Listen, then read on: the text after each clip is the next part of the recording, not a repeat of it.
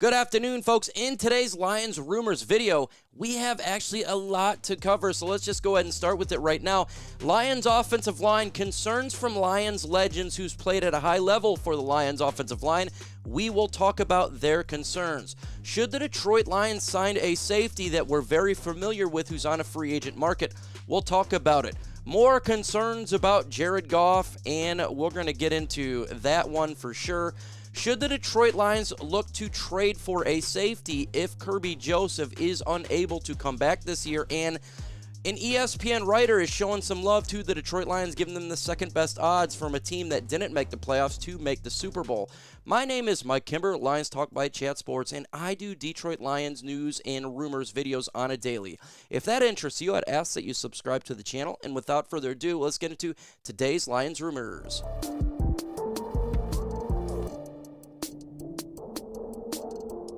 Lions legends Lomas Brown, top part, and John Jansen, lower part, are concerned with the Lions offensive line this year. Lomas says, "I'm nervous. I'm not going to lie," Brown said. "I just don't know with these guys that we lost if we filled them with the necessary guys we need to take us to the next level or even maintain it." Jansen said, "Sewell has been at right tackle 5 or 6 years now, and everything is programmed now, right-handed stance. Even though when you hear the plays in the huddle, you're processing them at a position, he's going to have to make all those switches. I like what I'm hearing from him, the awareness and challenges of moving over. He's certainly the athlete. He's the best tackle in the league." And I believe that the Detroit Lions offensive line is going to start off shaky, for sure. That's going to happen. Why is that? Because it's a new offensive line, and that happens. We seen it last year. It's going to take a little bit. That's okay. It's a young offensive line. That means it'll progress throughout the season and get better, and better. Now, I'm not too concerned with Penei Sewell going to the left side. He did that at Oregon. I'm more concerned about Miles, Frazier, Mahogany, whoever takes over that left guard spot. More concerned about the young guys simply just gelling. It's going to take some time.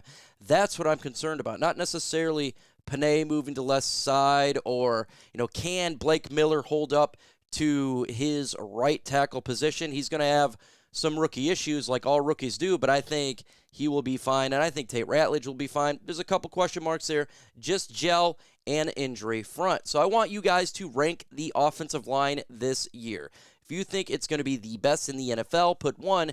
If you think it's the worst, put 32.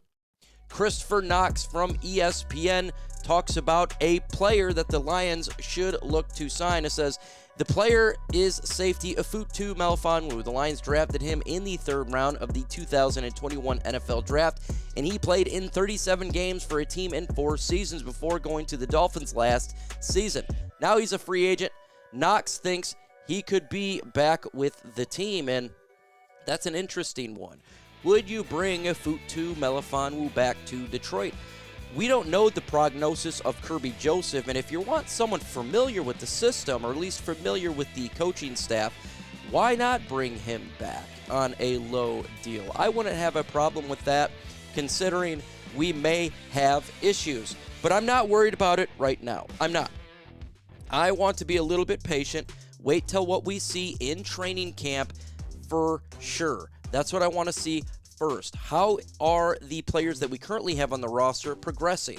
I know there's going to be a couple shakeups, at least players going in potentially different positions from cornerback to safety or vice versa, because we have universal players. So I just want to see how they work out. And look, if it doesn't work out well, we know what the Lions can do. They can just turn around and sign a guy. Or if it really doesn't work out, they can always go to the trade market, trade deadline you have for a couple of months into the season. So the Lions have an opportunity to be patient with this and not have to drastically jump in right now to get a safety with the injury front.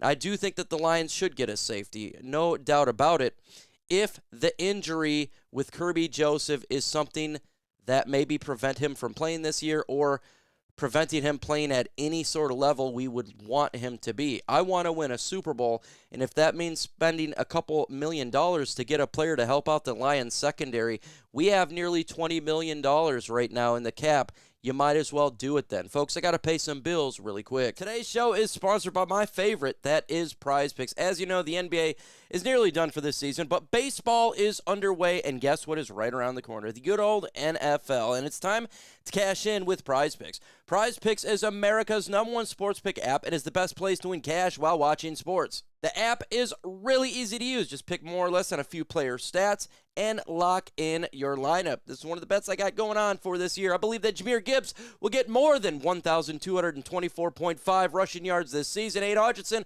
will get more than 12.25 sacks this season, and Caleb Downs will get more than 1.5 interceptions. With the new social feeds feature, you can share Prize Picks with your friends and copy the lineup with a single click. That includes myself, MicroMike85, and the rest of the folks at Chat Sports. You can follow us on Prize Picks, Taylor Picks, or Fade and get the picks before they even get posted on the show. New user offer. Download the Prize Picks app today with the link in the comments and in the description. Use code HMAY to get $50 in your lineup after you play your first $5 lineup. That's code HMAY to get $50 in your lineup if you play your first $5 lineup. Prize Picks, it's good to be right. Subscribe to the channel. We're trying to get to 101,000 subscribers. The NFL season is coming up. I think we can get it done. Let's get into the next subject here. Article written by Mike Clay. Other people are concerned about Jared Goff. And again, Jared Goff turns 32 this year, and the Lions have had no playoff success the last 2 seasons, Gagnon wrote. Another failure could mark the end of the run, while a successful rebound could keep the window open into Goff's mid-30s. Defensive injuries have derailed Detroit in recent seasons, but his roster, when healthy, is terrific on both sides of the ball. Clay wrote, add in one of the league's easiest schedules, and the Lions are primed for a Super Bowl run. So they're saying, basically, for Jared Goff, it's Super Bowl or bust. I don't know why everything is always on Jared Goff. When I'm looking forward to the Detroit Lions to make a Super Bowl, I'm not looking at Jared Goff. I'm not looking at this offense. I'm not looking at special teams. I'm looking directly at the defense. The offense has been great since Jared Goff has been here, since Dan Campbell has been here, since whoever is the offensive coordinator. Even John Morton, we had a top 5 offense. Even though, let's keep it a buck, it got changed over to Dan Campbell, and he sucked. Anyways, what we're trying to say, though, is the offense has always been good. It's the defense that's been butt cheeks. It's the defense that's failed us. Jared Goff could have took us to a Super Bowl in San Francisco. Make one stop, maybe we get it done. Josh Reynolds make a catch, maybe we get it done. But I don't think this is a make-or-break year for Jared Goff at all. He's only 31 years old, turns 32 this year. He is a pocket passer. He sits in the pocket and distributes the football. He does not need to use his legs. It's a lot of people with athletic quarterbacks, they tend to be done a little bit early because they're working on their legs in games. And when the legs go out, their game goes out. But Jared Goff don't have that issue. He is a pocket passer, and he is only 31 years old. It's not a make-or-break year for Jared Goff. They're not going to replace him this year. Now, look, could they bring in a quarterback or a young quarterback? They could, but Jared Goff's going to be the quarterback this year. He's going to be the quarterback next year. He's going to be the quarterback for the foreseeable future because we have him under contract, and he's pretty damn good, right? So, no, I do not believe it's a make-or-break year for Jared Goff. I just don't see that being the case.